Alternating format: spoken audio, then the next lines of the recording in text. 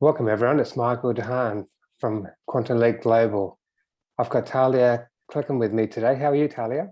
I'm really well, Michael. Thank you for inviting me. Thanks for coming on the series. So this is a women's empowerment series, interviewing women that have used their voice and visibility and creating change. And I'm really excited to have you as a part of this. And I wanted to share with you that when I looked at your LinkedIn and connected with you, and you're all about sort of that human-centered leadership, which I just think is so important. You've been running your own business for 4 years and you've been in corporate for 25 years, and it'd be interesting to explore that a bit more around some of your journeys there. But also you're from Utrecht, from the Netherlands, which is, I've got family over there, so it's great to connect with you about that. But I'd like just to, I suppose, get to know you personally, get to know a little bit about you personally before we delve into your career and how you've used your voice and visibility. Sure. Gosh, so much to tell. Well, I'm originally, I am a Latina, and I do classify myself as a true Latina. That's where my heart is. So I was born in Uruguay, and my family moved to Australia when I turned 5. And so I lived in Australia I grew up in Australia, went to school in Australia, and that's where my corporate career really started, was in Australia. And then I got married very young. I got married at 18. I have 4 amazing daughters. They're now all adults, who all live actually in Australia. Is a whole other story. So I got married at 18, as I said, and it was quite a toxic relationship, and it took me a very long time to get out of that relationship, and subsequently got divorced, which was a very bitter divorce, and in all of the mess, while my private life was a complete mess, and it was quite emotionally and psychologically abusive, I was actually being very successful in the corporate world. And it was like there were these two different personas. The one that was, climbing the corporate ladder, and I was very successful at climbing the corporate ladder, and delving into leadership. And I got my hands on coaching and I just loved it.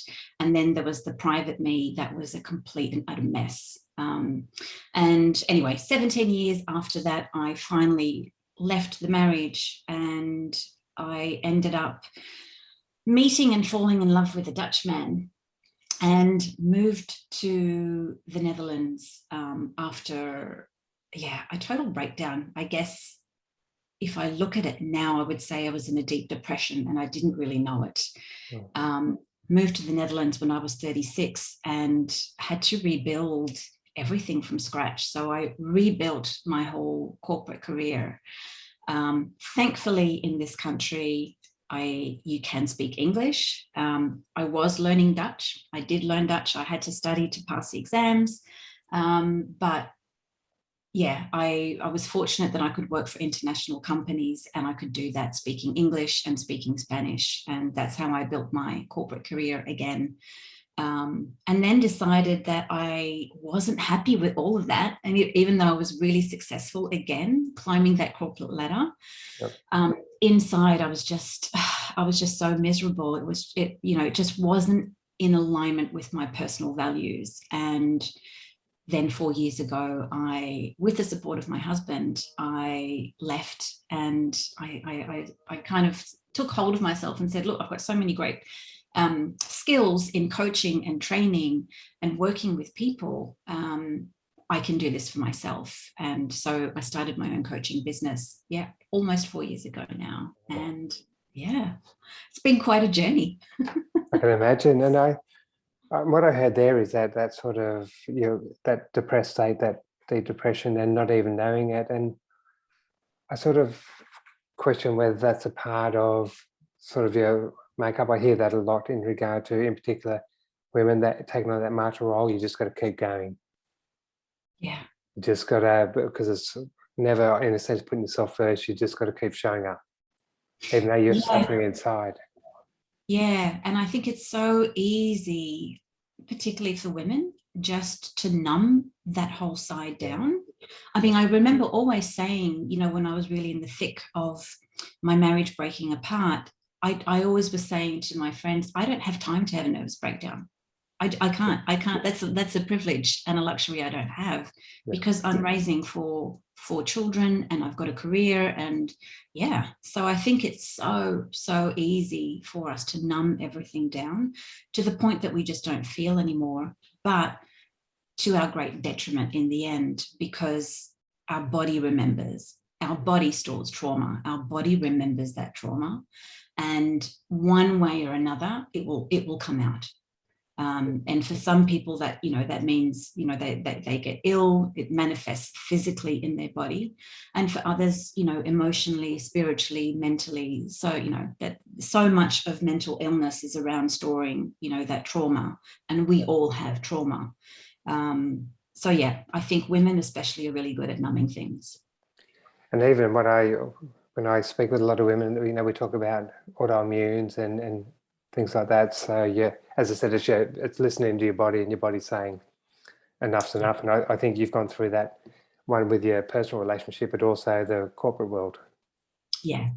Very much. I mean, look, you know, if I look back on my corporate career, I had a lot of fun, and I learned a hell of a lot working with some great people, and also working with some people that shouldn't be in the roles that they were in. And I learned a lot, you know, from them as well, you know, what makes up great leadership and what is not so great leadership. So yeah, I wouldn't give away that experience, even though, you know, what was happening for me internally was this constant incongruence between my own values and what I was seeing was happening around me. Even though, you know, the companies I worked for, there were some pretty major companies. I mean, in Australia, I worked for IAG, for example. And I've worked for different industries, the travel industry, the insurance industry, communications industry. But what I was seeing was these companies had great intentions and great values, but their leaders were not walking the walk and talking the talk. So they ended up just being those beautiful looking values on the wall. Yes. And no one actually, you know, I wasn't seeing that in the leaders. And that really got to me. It just didn't feel congruent. And so I guess that's why I just kept searching, and I wanted to climb that ladder to prove that there can be a different way. But it was an uphill climb. And I ended up, you know, leaving, you know, multiple companies and kind of starting again, trying to find, you know, those leaders that I could really look up to. And in the end, I gave up. I can ask a question on that. So as you said, you had progression in your corporate career in a number of businesses. So when you were taking on those sort of leadership roles, and you're looking for true leadership, were you being authentic? Were you actually leading authentically within yourself, or did you change that to adopt into that culture? I have to say that when I had the opportunity to lead, I, for the most part, was being authentically me. And in fact, sometimes to my own detriment. Because sometimes I wouldn't follow the rules, you know, and I would get a very tough talking down from my own manager about, you know, what I'm allowed to do and what I'm not allowed to do. But you know what? I stood up for my beliefs, and I stood up for my team. So I like to think, I mean, look, it definitely being a great leader is a journey. And the more that you evolve, I think, as a human being, and the more that you're true to yourself and you find out who exactly you are, you can become, you know, that great leader. But that is a journey in and of itself. So I think if I look back at all the times that I've led teams, I see that evolution in myself. But I've had to live by my values. I've had to have that alignment between my values and you know, the way I'm interacting with my team. So yeah, for the most part, yes, but it was definitely a battle. What you just shared with me then was having those strong values, and I sort of question where value-driven leaders, sort of people can, as I said, sort of flow where they need to be, or wherever the energy is, where the best, to get a promotion or whatever the case may be, that they can lose sight of their values. And that can be men and women. It's just trying to climb that corporate ladder. So it's great to hear that you stood true to your values, and that's that authentic leadership, which is,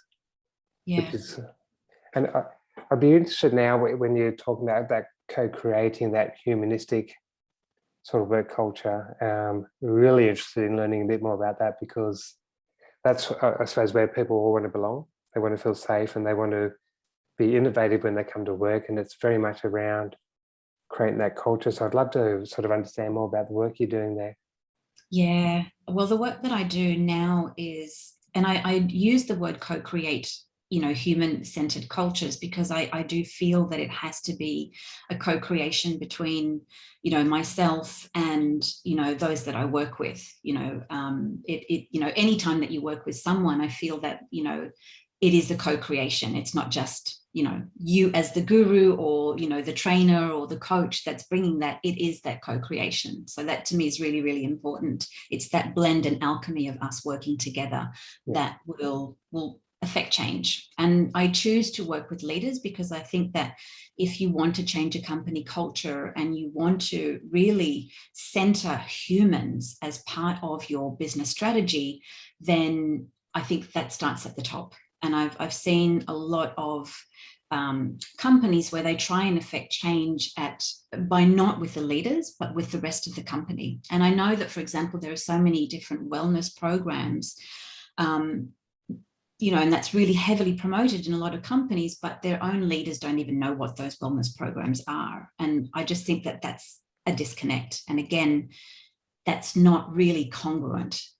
So I choose to work with leaders for that reason, because it starts at the top.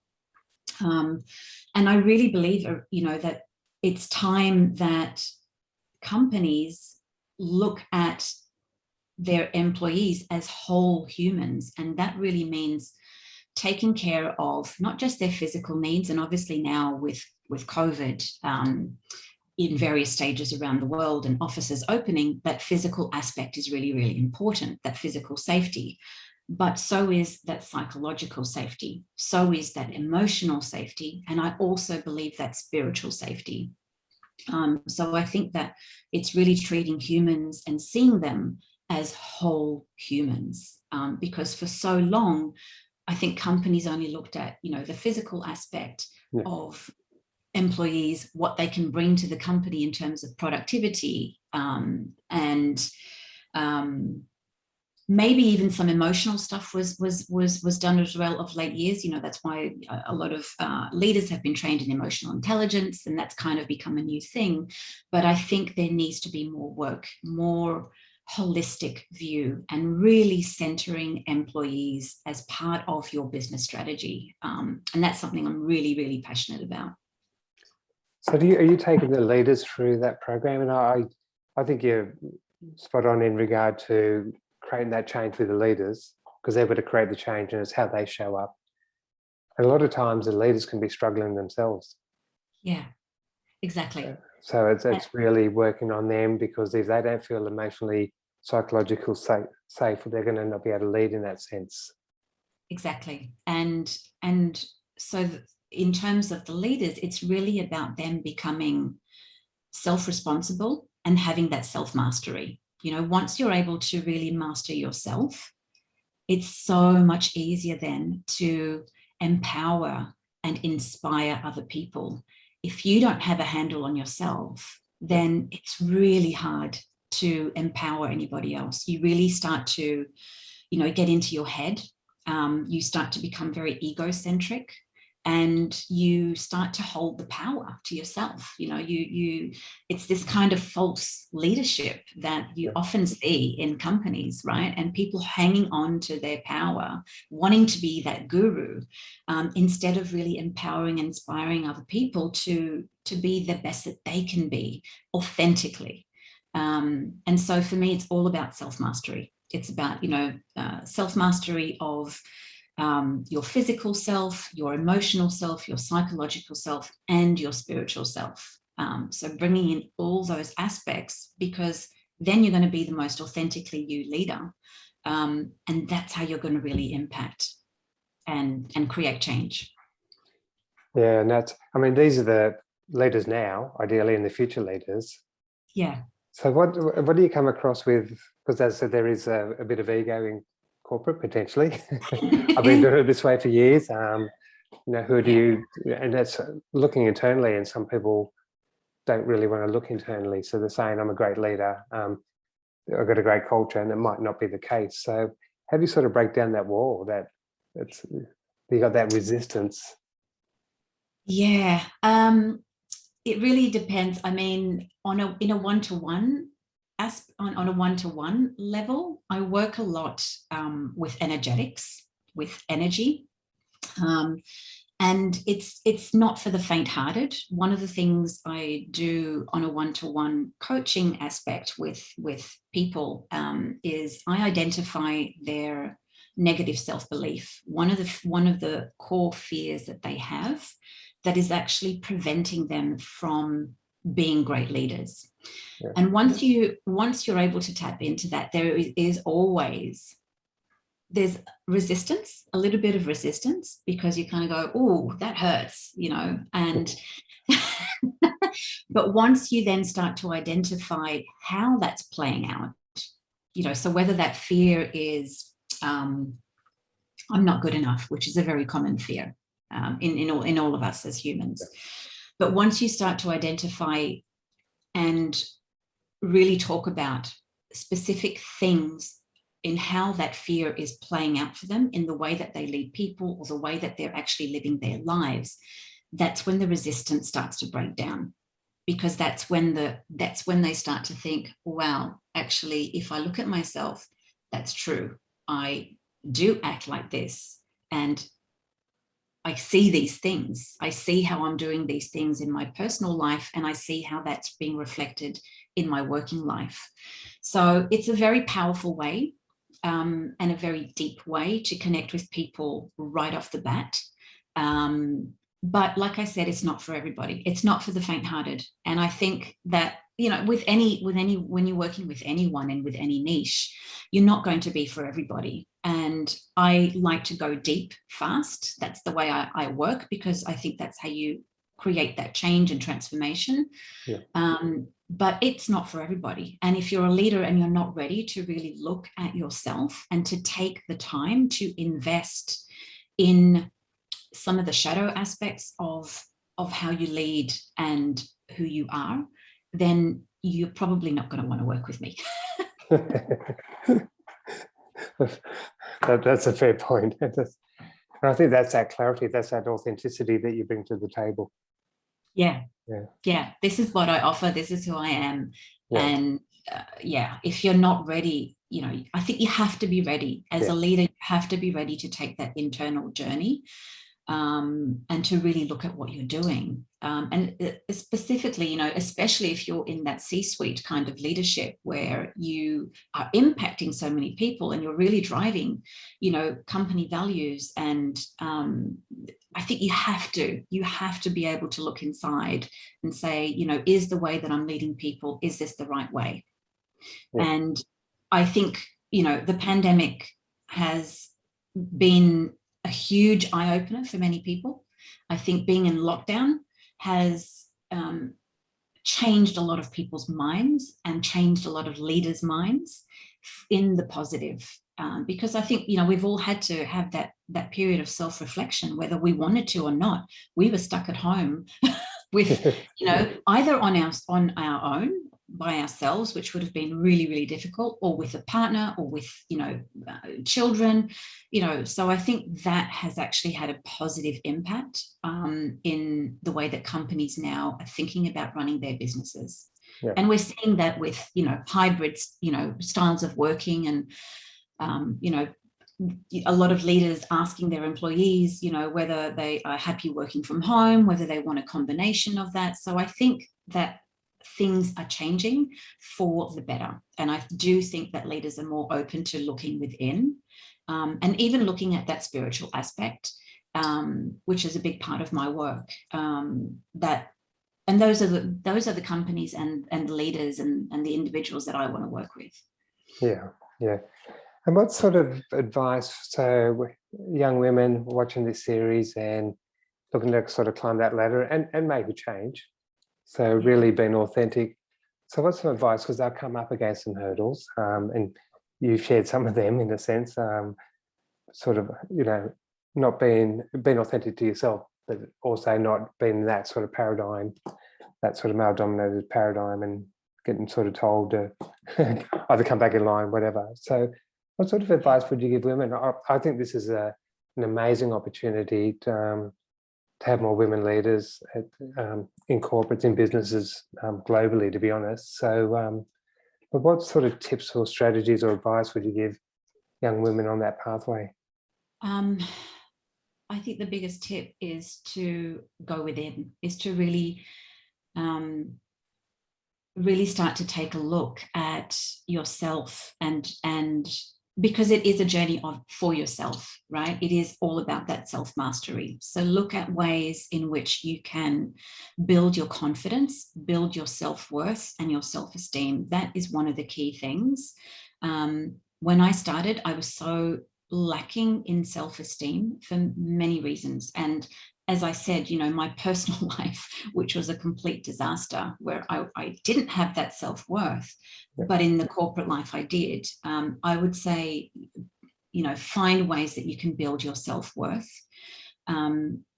Because once you go down that journey of building your self-worth and really understanding who you are, what are your strengths, what you like, what you don't like, do you actually want to be a leader? I think that's one of the key things, that I see so many people just fall into leadership roles without them actually loving people, or, you know, it's kind of seen as just the next step up, because that's the next way you can make more money, for example. Yeah. Or I see others where they're experts in their role, and the only other form of development they see is becoming the leader.